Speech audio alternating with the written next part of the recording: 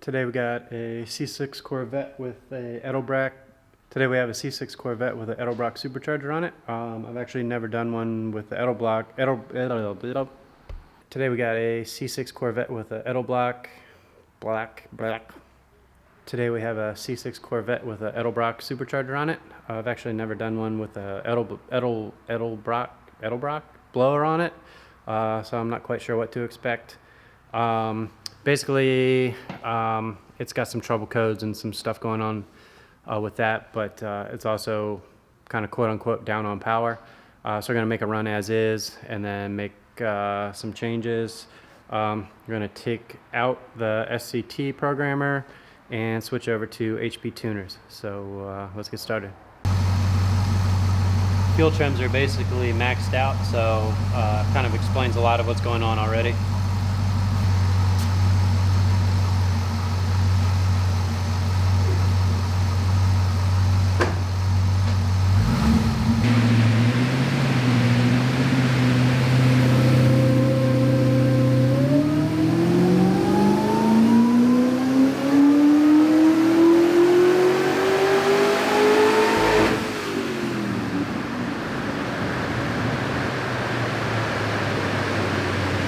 This thing smokes like crazy.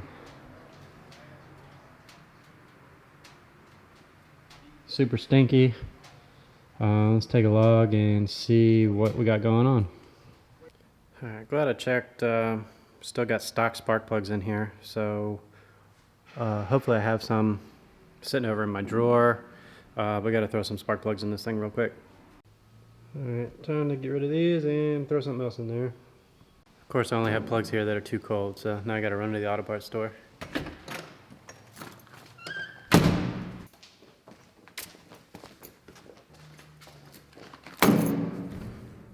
Six. I had to go to 6 different auto parts stores to get one set of spark plugs, and it took an hour and 45 minutes. I think I would have rather blown the engine up and had to replace it.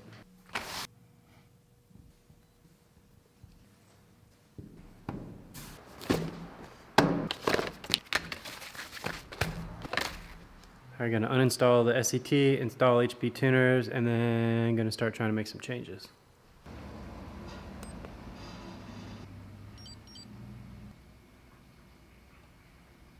Alright, going to make a few runs, basically just trying to get the fueling in check, and then we'll play with timing a little bit.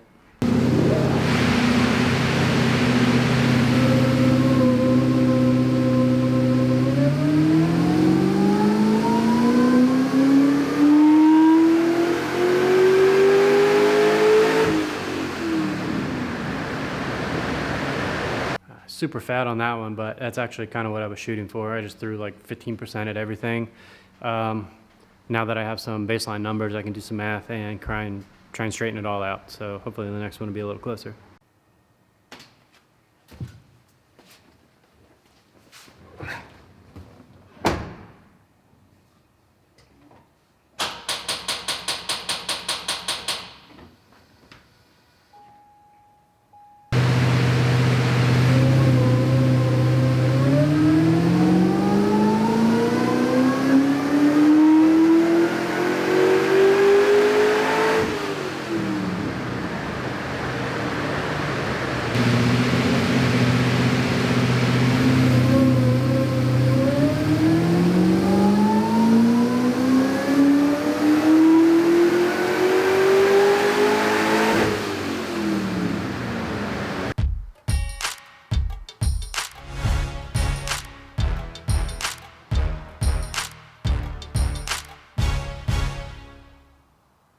So the SCT file was super lean, well, at least a lot leaner than I would like to run it. I started out fat. I've kind of progressively been leaning it out. It is down on power from the leaner run, which is to be expected. I'd rather start safe and be able to, bring the power back in rather than just blow it up right away. I have to use a jump box to start it every time. Just kind of started acting weird all of a sudden. It's probably a low voltage thing. Might just have to stop for a while and charge the battery.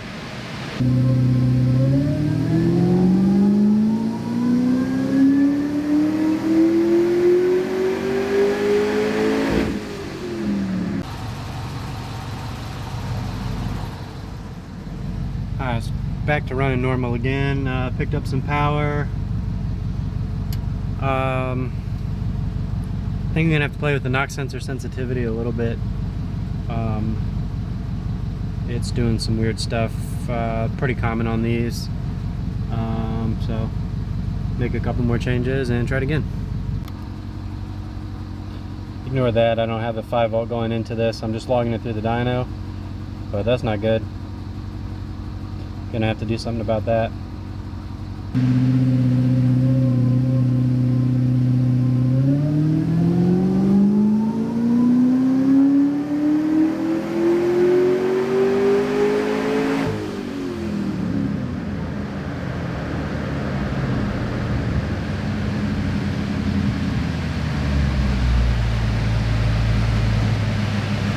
There we go, that's better. So we'll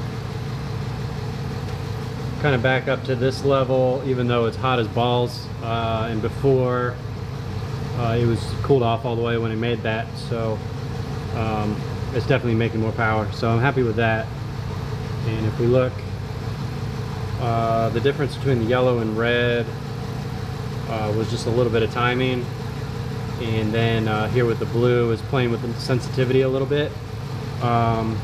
Still needs a little bit more work, and it looks like it might be able to take a little bit more timing. So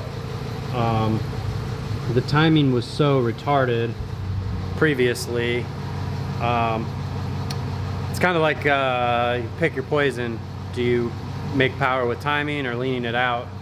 And they went, I guess, what I would consider excessively lean from the SCT stuff, with virtually no timing in it. So I'm going to try and put like a reasonable air fuel mixture, and then hopefully a degree or two of timing will pick up, which it looks like it's going to. So far so good.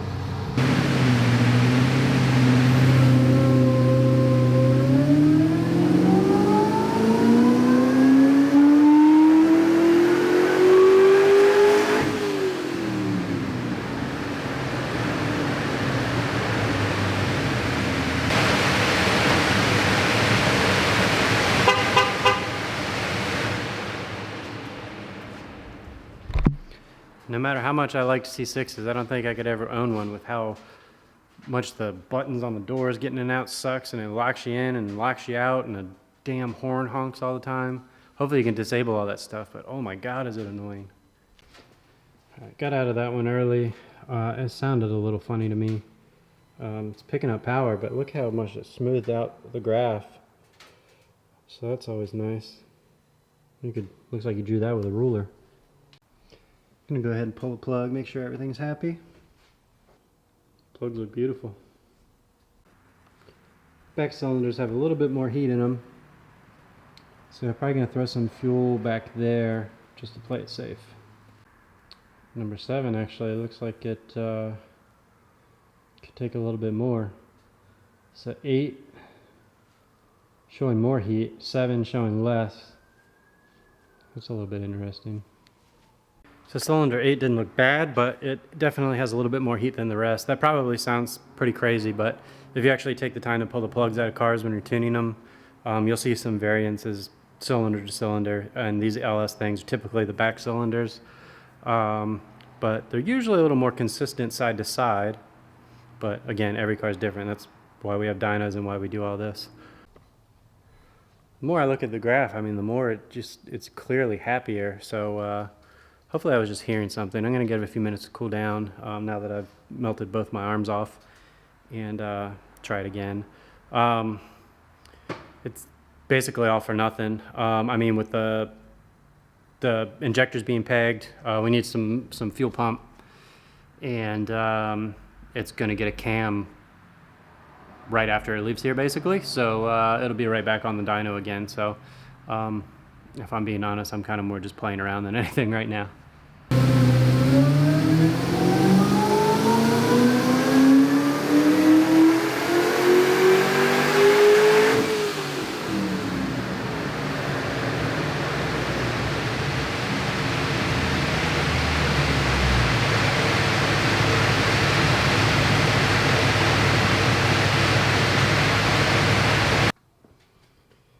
Alright, so the red is the first with the SCT with a cold motor. This blue is after making runs all damn day. You can see especially up top, it's cleaned it up a whole bunch. Very happy with the way that the graph looks.